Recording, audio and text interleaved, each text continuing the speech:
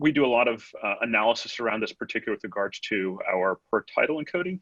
And I think it's really interesting when we see where resolution can, excuse me, can or does not benefit the perceived visual quality. So for example, if you look at animation content, you can see much, much better results by putting your data towards resolution than you would just at a higher data rate for a smaller frame size. So we see better looking video when it's a 1080p at say 500 kilobits than when it's say a 360p at 600 kilobits, because those sharper lines that you get from that higher resolution are going to be much more apparent to a user.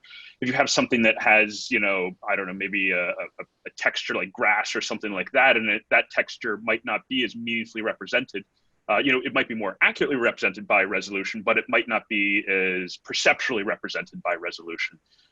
So if you have perhaps a sports player or something like that, somebody quickly moving across the scene, you're going to benefit that much more by spending that resolution on that person moving. So that's what's going to lead to that better end user experience. So I think we really can see that there's definitely not a linear relationship. And also, it's interesting, I've had discussions lately with customers, or I had a discussion recently with the customer that was really examining the quality of video through they were using a method that was based upon bits per pixel. So, taking the raster size and how many frames you were using, and then dividing that, the bits used for that to come up with this number. And they were using that metric as their way to determine video quality. But of course, that really doesn't, I think, give you a good understanding of what the end user is going to see, how they're watching it on their display. And that's what really matters at the end of the day. I think that's what the VMAF metric in particular has really been striving towards,